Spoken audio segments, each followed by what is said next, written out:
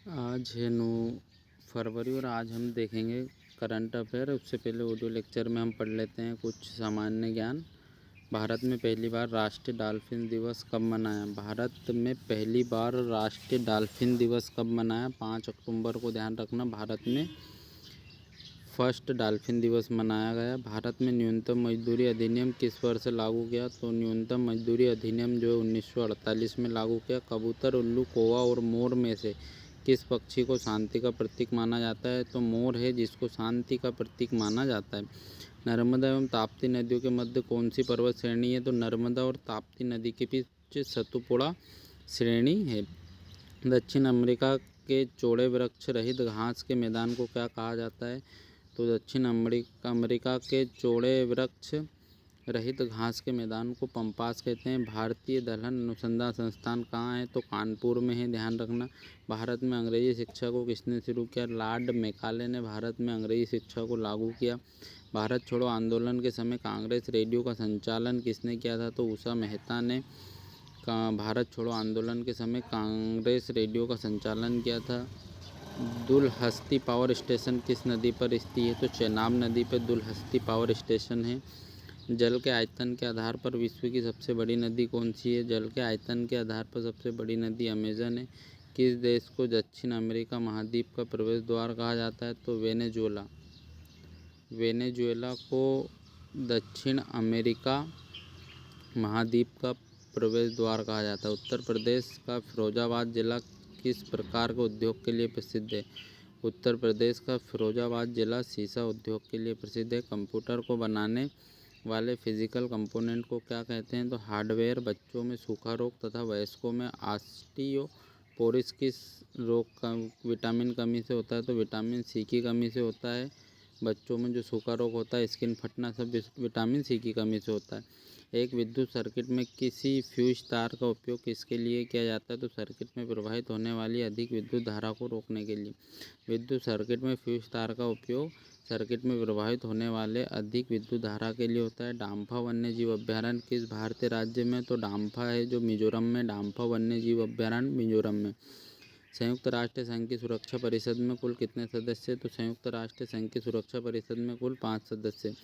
52वें संविधान संशोधन अधिनियम द्वारा वर्ष 1985 में कौन सी अनुसूची को संविधान में जोड़ा? तो 10वीं अनुसूची को जोड़ा है। भारतीय संविधान को कौन सा अनुच्छेद राष्ट्रपति पद के लिए पुनर्निर्वाचन की योग्यता निर्धारित करता है? तो अनुच्छेद 57।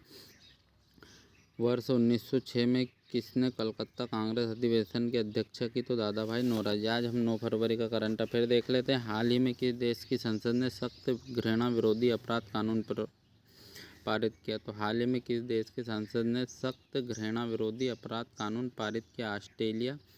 ऑस्ट्रेलिया ने क्या करा कि एक सख्त घृणा विरोधी अपराध कानून पारित किया है जो भेदभाव और हेट स्पीच को निपटाने के लिए। केंद्रीय पर्यावरण, वन और जलवायु परिवर्तन मंत्रालय ने उत्तर प्रदेश में कहा विश्व आर्द्र भूमि दिवस समारोह का आयोजन किया? तो गोंडा में इन्होंने ये आयोजन किया है। केंद्रीय पर्यावरण, वन और जल परिवर्तन मंत्रालय ने ये काम किया है। हाल ही में जारी रिपोर्ट के अनुसार भारत में स्तन कैंसर के सबसे अधिक मामले किस शहर में दर्ज किए गए? तो हैदराबाद में स्तन कैंसर के सबसे अधिक मामले दर्ज किए गए हैं। हैदराबाद में बिरयानी मिलती है। बिरयानी वो ही अपना बॉयलर का होता है। बॉयलर से क्या होता है, जो भी व्यक्ति बॉयलर वाले चिकन खाता है, सब बच्चों को ध्यान रखना है बॉयलर वाला चिकन नहीं खाना है। इंजेक्शन लगाते देखे हो आप, जब मुर्गा मुर्गी कहीं मिलते हैं तो किस कंडीशन में उनसे खड़ा तक नहीं रहा जाता। तो वो ऐसा चिकन मटन कुछ नहीं खाना। अगर खाना है तो आप देसी खाओ, किसी गांव से जो अच्छा चुस्त तंदुरुस्त चिकन है वो चिकन भी खाना चाहिए खाना वाले को, नहीं तो खाना ही नहीं चाहिए। हाल ही में किस देश में महिला खेलों में ट्रांसजेंडर एथलीटों पर प्रतिबंध लगाने वाला विधेयक पारित किया? तो अमेरिका ने महिला खेलों में ट्रांसजेंडर एथलीट पर प्रतिबंध लगाने का विधेयक पारित किया। अमेरिका क्या होता है कि कोई मर्द है ट्रांसजेंडर करवा लेता है, फिर महिला खेल में भाग ले लेता है, तो इसलिए उन्होंने ये विधेयक पारित किया। हाल ही में रूस ने किस देश में नई बैलिस्टिक मिसाइल प्रणाली तैनात करने का निश्चय किया? तो बेलारूस में रूस ने नई बैलिस्टिक मिसाइल प्रणाली तैनात करने का निश्चय किया है। बेलारूस में, ध्यान रखना बच्चों, है ना।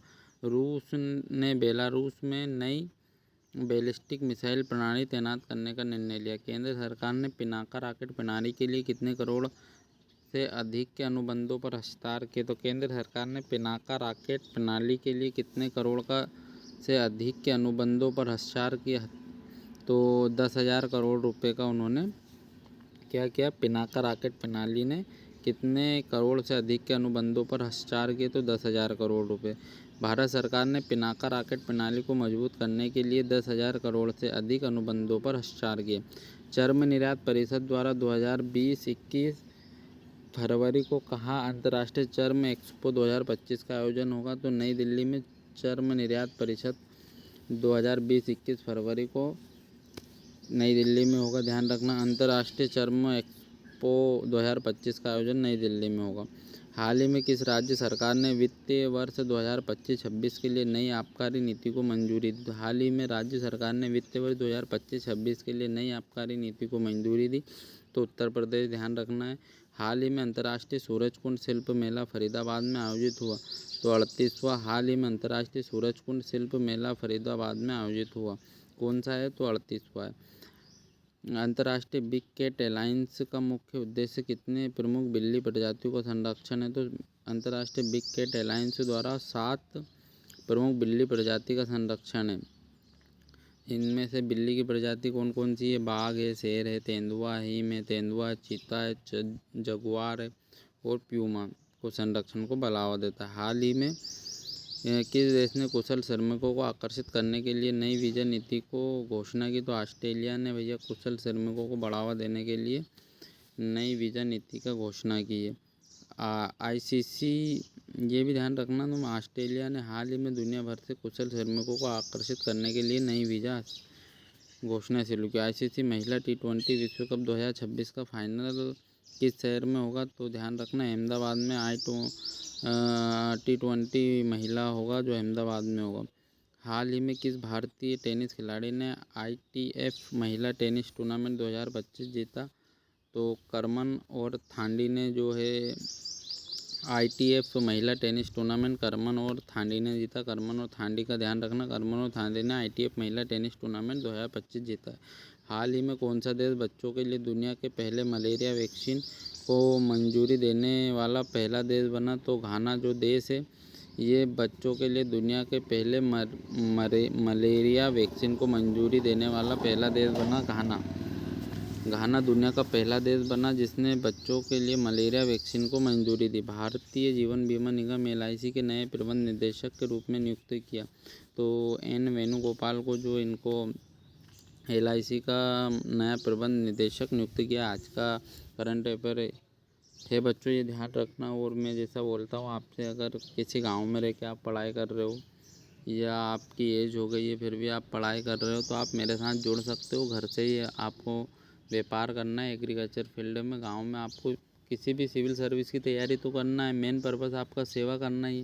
तो हम मिलके सेवा करेंगे। ऐसा ज़रूरी नहीं है कि सरकार के साथ मिलके ही सेवा की जाए देश की। हर व्यक्ति देश की सेवा कर सकता है, देश की इकोनॉमी में भाग ले सकता है।